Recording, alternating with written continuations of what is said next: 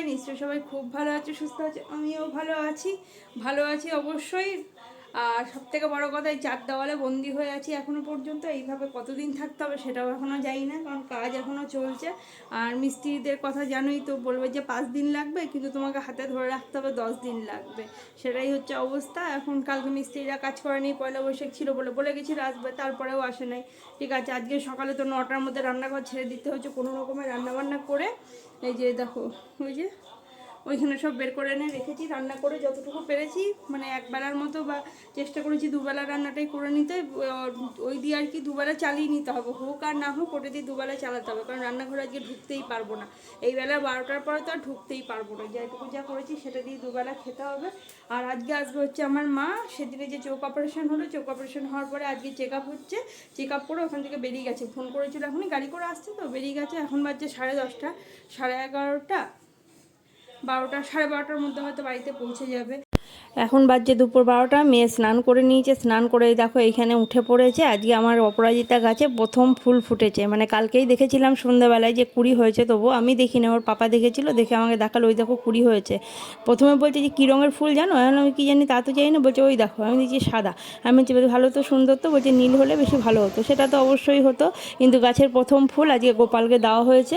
আর এখানে দিয়ে দিয়েছি খেতে। এখানে মাসি পাঠিয়েছিল মায়ের জন্য টিফিন, সেই কুমড়োর তরকারিটা একটু রয়েছে। আর আমি রান্না করেছিলাম লাউয়ের তরকারি, আর তার সাথে করেছিলাম ডিমের ঝাল। এই যে ডিমের ঝাল দেখানোর জন্য মানে কত স্ট্রাগল করতে হচ্ছে, একটার পর একটা জিনিসপত্র রাখা, কি করব, এইটুকু জায়গার মধ্যে সমস্ত কিছুটা রাখতে হয়েছে। আর এখানে মেয়ে বসে গেছে পড়তে, ওদের খাওয়া হয়ে গেছে। আর আমি ওই যে স্নান করে এসেছি। এবারে কী বলতো, একটা ঘরের মধ্যে সব কিছু করতে হচ্ছে, তো খুব অসুবিধা হচ্ছে। ওই জন্য ওদের আগে খেতে দিলাম, তারপরে আমি স্নান টান করে এসে থালা ধোয়াটাও অসুবিধা, কারণ রান্নাঘরে ঢুকতে পারছি না, বাইরে একটা জায়গায় দাঁড়িয়ে থালা টালাগুলো ধুতে হচ্ছে। এবারে নিজের জন্য একটুখানি ভাত বেড়ে নিচ্ছি, মানে খাওয়াটাও এখন না একটা কষ্টের ব্যাপার হয়ে গেছে। মানে এই যে বেড়ে এইটুকু জায়গার মধ্যে, আগের দিন তো একবার ভাতের থালাটা পড়েই গেছে। আর এইখানে এই দেখো রান্নাঘরে যে ঢালাই দিয়ে দিয়েছে, তোমাদের দেখাচ্ছি। এখন হচ্ছে দুপুরবেলায় মোটামুটি 2টো 2:30 বাজে। মিস্ত্রিরা সব খেতে গেছে। আর এইদিকে যে মন্দিরটাও হচ্ছে, মানে চারিদিকে শুধু কাজ আর কাজ, আর পা দেওয়ার কোথাও আর জায়গা নেই বাড়িতে। এখন হচ্ছে সন্ধ্যে 6:30, আর মাকে নিয়ে একটুখানি বেরিয়েছি, যাচ্ছি এখন চশমার দোকানে। মা বানাবে হচ্ছে চশমা, তো এই যে চলে এসেছি চশমার দোকানে। এখানে মা ফ্রেম পছন্দ করছে, মানে কোনটা ফ্রেম পছন্দ করছে বলতে কী বলো তো, মানে কোনটাতে কমফোর্টেবল ফিল করবে সেটা আর কি দেখে নিচ্ছে। তো এই যে পরে দেখছে একটা একটা করে। আর এই দাদা চশমার দোকানে যে দাদা আছেন, তিনি পরিয়ে দেখাচ্ছেন যে কোনটা কমফোর্টেবল হবে, কারণ কমফোর্টেবল হওয়াটা সবথেকে বেশি ইম্পর্টেন্ট। তুমি যেটাতে কমফোর্টেবল সেটাই তোমার ফ্যাশন, এটা আমাদের সবসময় মনে রাখতে হবে। ফ্যাশন করার জন্য আলাদা এক্সট্রা কিছু যদি নিজেদের উপর চাপিয়ে দিই না, সেটা আরও বেশি কষ্টকর হয়ে যায়। তার থেকে এটাই ভালো যে যেটাতে আমি কমফোর্টেবল ফিল করবো আমি সেটাই পরবো। হয়ে গেছে আমাদের চশমা নেওয়া, মানে অর্ডার দেওয়া হয়ে গেছে, আর বিলটা দিয়ে দিয়েছে, বৃহস্পতিবার দেবে বলেছে। এখানে হয়ে গেছে চশমার কাজ। এইবারে যাবো হচ্ছে তোমার জুতোর দোকানে। মাকে আস্তে আস্তে বললাম তাহলে একটা জুতো কিনে নাও, তো মা বললো যে বেশ ঠিক আছে, কারণ পায়ে পরে দেখে নিলে না সব থেকে ভালো হয়, জুতোটা নিজের কমফোর্টেবল অনুযায়ী নেওয়া যায়। তো এখানে হচ্ছে এই দাদার জুতোর দোকান, খুব ভালো জুতোর কালেকশন আছে, মানে ভালো ভালো জুতোই আছে, মানে যেগুলো তুমি পছন্দ হবে মোটামুটি পায়ে পরে আরাম, সেই টাইপের জুতোই আছে।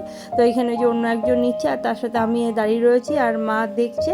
তো এই দাদা বলছে পয়লা বৈশাখের লাড্ডু আগের দিনেই সব শেষ হয়ে গেছে, আজকে হচ্ছে পয়লা বৈশাখের পরের দিন। বলছে লাড্ডুও নেই, ক্যালেন্ডারও নেই, আর একজন যে নিচ্ছিল তাকে বলছে। আর সব কেনাকাটা হয়ে গেছে, এই যে চলে এসেছি বাড়িতে। দেখো দুটো জুতোর ব্যাগ আমার হাতে, আর একটা মা নিয়ে ঢুকেছে, তো মায়েরটা মায়ের কাছে, আর এইখানে আছে আমার আর মেয়ের। তো এইখানে এই যে আমাদের একটা লাড্ডুর প্যাকেট দিয়েছে ছোট্ট মতো, বলছে দিদি কিছু মনে করবেন না, ছোট লাড্ডুর প্যাকেটই আছে, কালকে সব শেষ হয়ে গেছে। তো ঠিক আছে, না দিলেও চলতো। তো এইখানে এই যে মেয়ের জুতোটা দেখাচ্ছি ওর পাপাকে, ওর পাপা বলছে যে না বড় হয়ে যাবে, কিন্তু জুতোটা আমার মনে হয় না বড় হবে। এইটা হচ্ছে আমার জুতো, এই যে এইটাই আমি নিয়েছি, এটাই পছন্দ হয়েছিল প্রথমে দেখে, বাকি আরও পরে দেখলাম, কিন্তু আর হলো না পছন্দ। কি বলো তো, প্রথমবার চোখে যেটা লেগে যায় না, সেটাই সব থেকে বেশি পছন্দ হয়, তারপরে অন্য তুমি যতই দেখো আর সেইভাবে ভালো লাগবে না। আর এখানে হচ্ছে যে মেয়েরটাও একবার দেখে নিয়ে নিয়েছে, ভালোই লাগলো, ছোট মানুষের পায়ে ভালোই লাগবে। তোর পাপা বলছে এখানে বড় হয়ে যাবে, কিন্তু আমার মনে হয় না বড় হবে। বেল দেওয়া আছে, একটু বড় হলেও অসুবিধা নাই কিছু। আর যদি খুব বেশি বড় হয় তাহলে দোকানে বলেই এসেছি পাল্টে দেবে। আর এটা আমাদের বাড়ির থেকে খুবই কাছে, সন্ধ্যাবেলায় গিয়ে টুক করে পাল্টে নিয়ে আসলেই হবে। এখানে মেয়েও চলে এসছে, আর এসেই মা ওর হাতে দিয়েছে, তো ভাবছে যে না, আবার আমাকে ডেকে জিজ্ঞাসা করছে যে মা এটা কি দিদুন দিয়েছে। আমি বললাম হ্যাঁ। তো এই যে এইখানে জুতো এখন পরে দেখছে ওর কেমন লাগছে, ওর তো খুবই পছন্দ হয়েছে। এই যে পায়ে পরে নিয়েছে, খুব বেশি বড় হয় নাই ঠিক।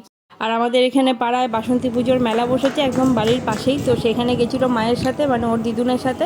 তো এই যে চলে এসছে দুজন মিলে, এই যে মেয়ে চলে এসছে, আর আগে মা দেখো ওই যে পেছনে আসছে আস্তে আস্তে। তো এইগুলো নিয়ে এসছে কিনে হাওয়াই মিঠাই, এগুলো খাওয়া কিন্তু একদমই ভালো না। দেখো কেমন কালার দেওয়া রয়েছে, আমি বলছি যে সাদাটা আনতে পারলি না, তো বলছি যে না সাদাটা ছিল না। চলো ভিডিওটা আজকে এখানে শেষ করছি, টাটা, গুড নাইট।